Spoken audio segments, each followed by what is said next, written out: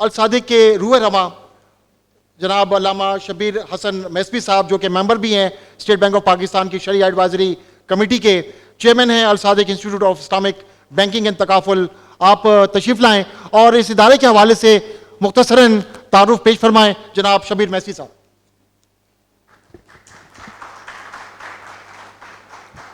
اعوذ باللہ من الشیطان الرجیم، بسم اللہ الرحمن الرحیم۔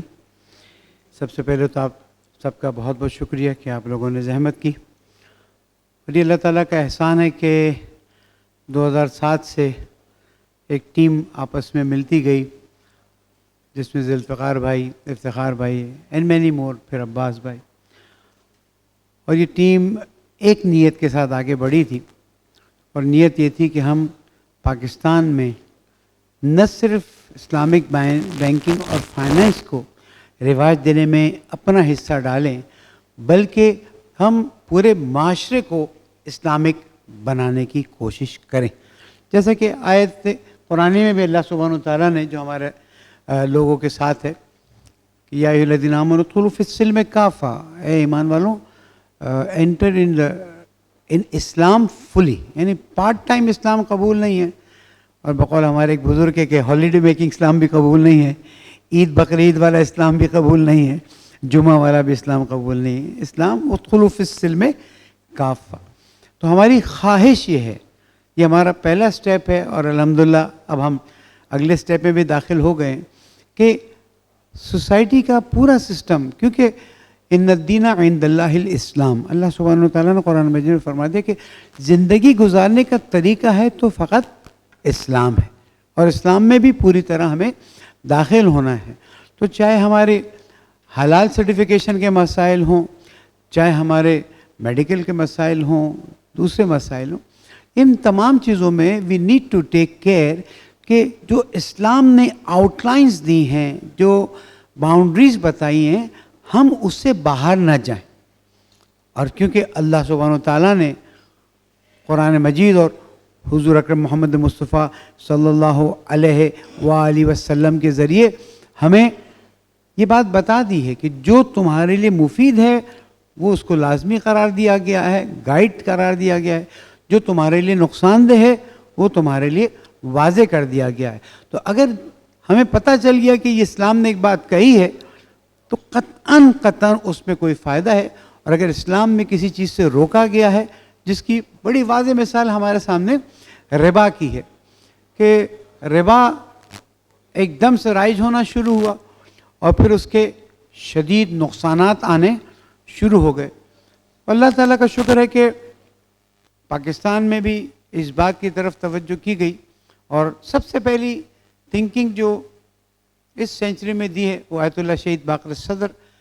رحمۃ اللہ علیہ نے دی، اس کے بعد دوسرے علماء آئے، اور اس زمانے کے جو پائنر سمجھے جائیں گے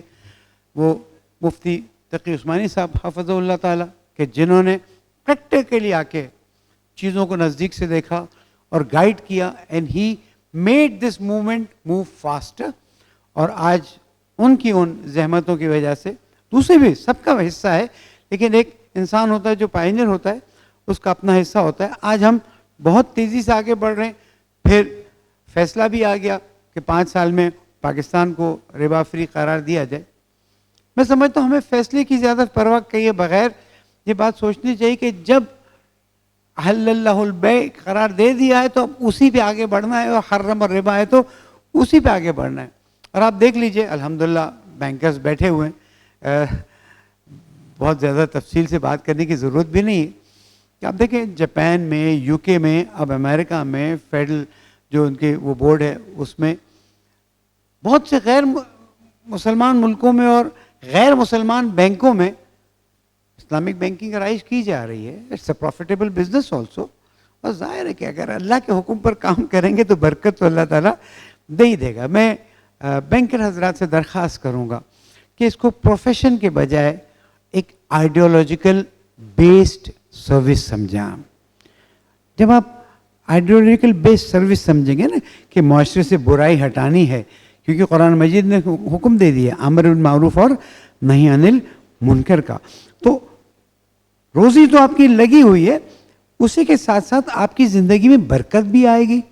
اور پھر آپ معاشرے سے برائی کو دور کرنے میں ایک اہم رول ادا کر سکیں گے. اس لیے میری ریکویسٹ ہے کہ کام آپ جو کر رہے ہیں وہی کریں, تھوڑا سا اسپیڈ سے کریں, جتنا بہتر ہے. موت سے پہلے ہم اپنے کاموں کو انجام دے دیں, لیکن نیت یہ رکھیں کہ ہم معاشرے کو اللہ تعالیٰ کے حکم پر چلانے کی کوشش کریں گے. زندگی میں برکت بھی آ جائے گی. میں تمام دوستوں کا, خاص کر اسلام صاحب کا, محمد رضا بھائی کا اور میری ٹیم کا تہ دل سے شکر گزار ہوں, اور تمام مہمانوں کا, خاص کر میرے چیئرمین مفتی صاحب, مفتی ارشاد صاحب تشریف رکھتے ہیں, انہوں نے اپنے قیمتی وقت میں سے ٹائم نکالا, شکریہ ادا کرتا ہوں. اور اللہ کے فضل سے جہاں تک ہم پہنچے ہیں یہ ہماری منزل نہیں ہے. انشاءاللہ بہت جلد ہم مزید چیزوں کو اس میں انٹروڈیوس کریں گے تاکہ اس نیک کام میں ہمارا اچھا سا حصہ ہو جائے. ہم AOF کے ذمہ داروں کے بھی شکر گزار ہیں کہ انہوں نے ہمیں اس قابل سمجھا کہ ہمیں سرٹیفیکیشن کورس کرنے کی اجازت دی.